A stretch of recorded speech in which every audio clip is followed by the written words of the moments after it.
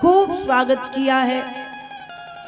फिर भोजन इत्यादि करा के सुदामा जी को भगवान अपने कक्ष में ले गए। अपने कक्ष में ले जाके सुदामा जी को लिटाया। सुदामा जी को लिटा के उनको बचपन के दिनों की याद दिलाई है। और फिर भगवान पूछते हैं कि बताओ तुम मेरे लिए क्या लाए हो, तुम ब्राह्मण हो, इतना तो जानते हो मित्र के घर खाली हाथ नहीं आते। पर सुदामा कहते नहीं नहीं मैं कुछ नहीं लाया। भगवान कहते झूठ मत बोलो, जल्दी बताओ क्या लाए हो। सुदामा कहते मैं कुछ नहीं लाया। भगवान ने कहा तुम ऐसे नहीं मानोगे, खड़े हो जाओ। सुदामा खड़े हैं। अब हाथ ऊपर कर लो, एक हाथ ऊपर एक हाथ नीचे। भगवान कहते दोनों हाथ ऊपर करो। सुदामा कहते आ रहा था, गिर गया, चोट लग गई, ये हाथ सीधा नहीं होगा। कहा नहीं होगा तो करना पड़ेगा, नहीं तो भाभी कहेगी मित्र के यहाँ गए थे, चोट ओट खा के आए हैं।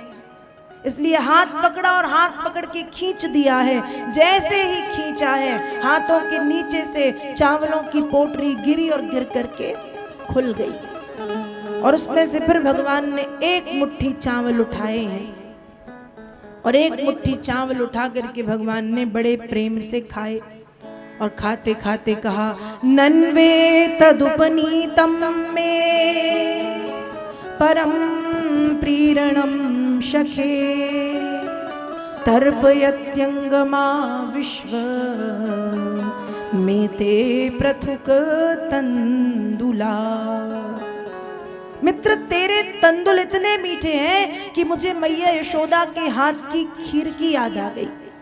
मैं मैया से मना करता था नहीं खाना नहीं खाना, और सारी खा जाता था। सुदामा कहते भगवान इतने ही थे। भगवान ने कहा पगले ये इतने नहीं, इतने हैं कि संसार के प्राणियों की भूख तो क्या प्यास भी मिट जाएगी, ये इतने हैं। दूसरी मुट्ठी उठा के भगवान खाते कि माँ रुक्मणी ने आकर के हाथ पकड़ लिया। और रुक्मणी मन ही मन बात कर रही है, कहती है प्रभु एक मुट्ठी तंदुल खा के, चावल खा के आपने सुदामा को तीनों लोगों की संपदा दे दी है। यदि दूसरी मुट्ठी खा लोगे तो आप खुद कहाँ रहोगे। भगवान कहते हैं आज भले मैं सुदामा बन जाऊं, लेकिन सुदामा को कृष्ण बना दूंगा, ये भगवान कह रहे हैं। और पर हे देवी आपने मेरे इस अमृत में विष घोल दिया, क्यों रस में विष बाम दियो, अरु काहे न खान दियो एक फंका। लोग कहे हरि मित्र दुखी, हमसे ना सहो यह जात कलंका।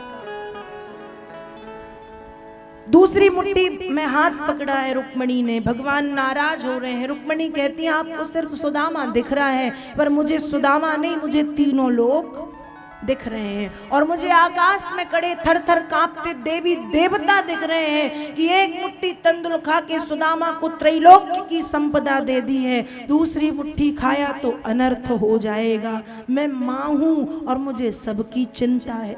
छीन के रुक्मणी जी ले गई, पर एक मुट्ठी चावल खा के सुदामा जी को त्रिलोक्य की संपदा प्रभु ने प्रदान कर दी है। अब सुदामा जी कुछ दिनों तक रहे हैं। फिर भगवान से कहते हैं क्या मैं जाऊं। भगवान ने कहा बिल्कुल जाओ। अब सुदामा जब जाने लगे तो जाते समय भगवान ने सुदामा के माथे को देखा जिसमें लिखा था क्षय श्री। अपने हाथों से भगवान ने चंदन लगाया है और उस क्षय श्री को भगवान ने अक्षय श्री में परिवर्तित कर दिया। इसलिए कहते हैं कि भगवान के चरणों का चंदन रोज लगाओ और अपने बच्चों को भी लगवाओ, प्रतिदिन लगाओ। आज हमारे बच्चे कॉन्वेंट स्कूल में पढ़ते हैं, वहां पढ़ा पढ़ा के हम बच्चों को क्रिश्चियन बना दे रहे हैं। वहां बच्चों को तिलक के लिए अलाउ नहीं करते, वहां बच्चों को कलावा बांधने के लिए अलाउ नहीं करते।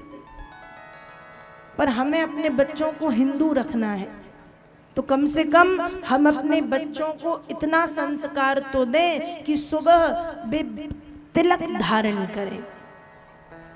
और तिलक धारण करने का नियम भी मैंने कई बार बताया है। कि भगवान के चरणों में उस तिलक को लगाओ और फिर वो माथे से लगाओ।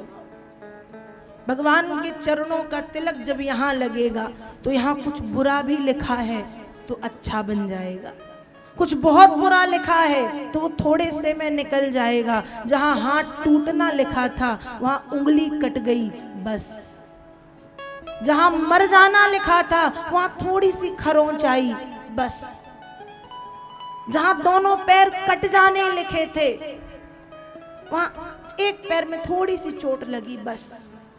तिलक लगाने से ये होता उनकी कृपा, कुछ अनहोनी लिखी है यहाँ तो छोटे में टल जाएगी। इसलिए माताओं से भी निवेदन, आप सबसे निवेदन कि अपने काम पे जाने के पहले आप जिन भगवान जी का पूजन करते हैं, चाहे वो हनुमान जी हो, चाहे ठाकुर जी हो, चाहे भोलेनाथ हो, उनके चरणों में तिलक को, चंदन को स्पर्श करा के अपने माथे से जरूर लगाइए।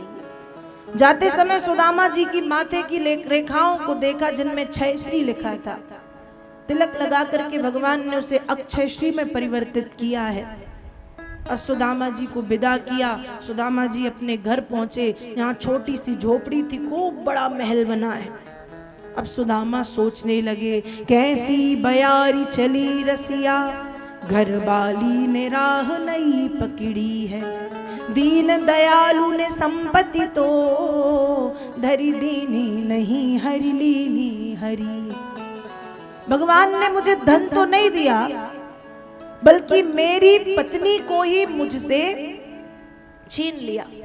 ऐसा सोच ही रहे थे कि